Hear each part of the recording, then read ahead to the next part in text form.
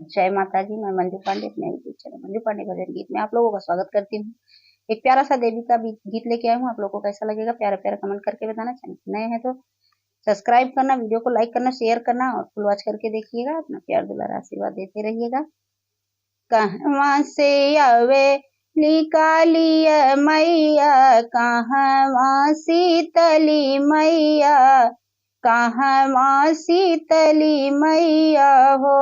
ये सखी हो कहवा से आवे दुर्गा मैया, त शेर पे सवरिया लिहले, शेर पे सवरिया लिहले हो।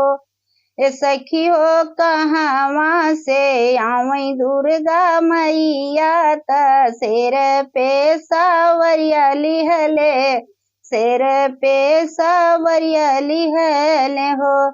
कहवा से आवे काली मैया, त कहवा शीतली मैया, कहवा शीतली मैया हो। ये सखी हो कहवा से आवे दुर्गा मैया, त शेर पे सवरिया लिहले, शेर पे सवरिया लिहले हो।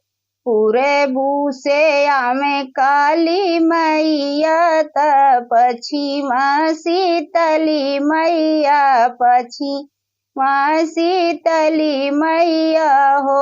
ए सखी हो उत्तर से आवे दुर्गा मैया, त शेर पे सवरिया लिहले, शेर पे सवरिया लिहले हो। ये सखी हो उत्तर से आवेली दुर्गा, त शेर पे सवरिया लिहले, शेर पे सवरिया लिहले हो।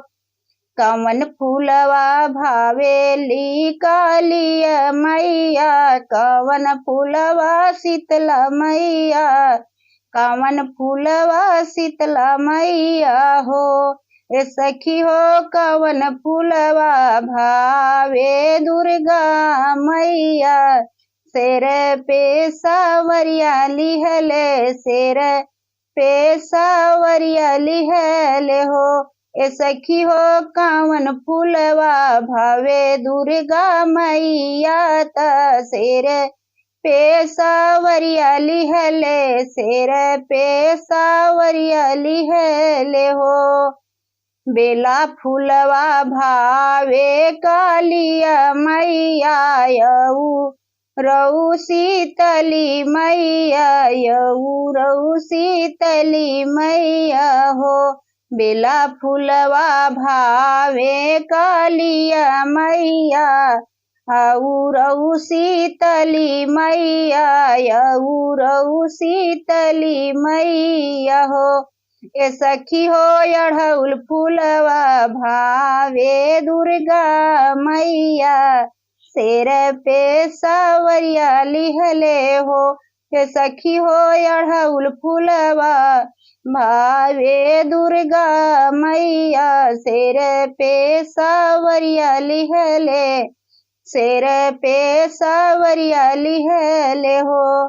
कवन भोगवा भावे कालिया मैया, कवन भोगवा शीतला मैया हो।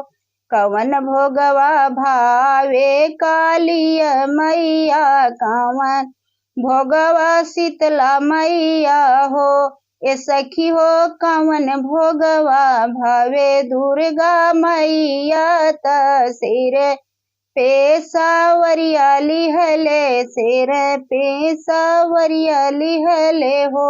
ए सखी हो कवन भोगवा भावे दुर्गा मैया, त शेर पे सवरिया लिहले, शेर पे सवरिया लिहले हो। पूरी हलुआ भावे काली मैया, यऊ शीतली मैया, यऊ शीतली मैया हो। हलवा पूरी भावे कालिया मैया औरऊ शीतली मैया हो। ए सखी हो नरियर चुनरी भावे दुर्गा मैया। सिर पे सावरिया लिहले सिर पे सावरिया लिहले हो।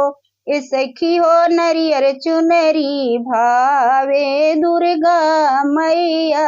सिर पे सावरिया लिहले सिर पे सावरिया लिहले हो।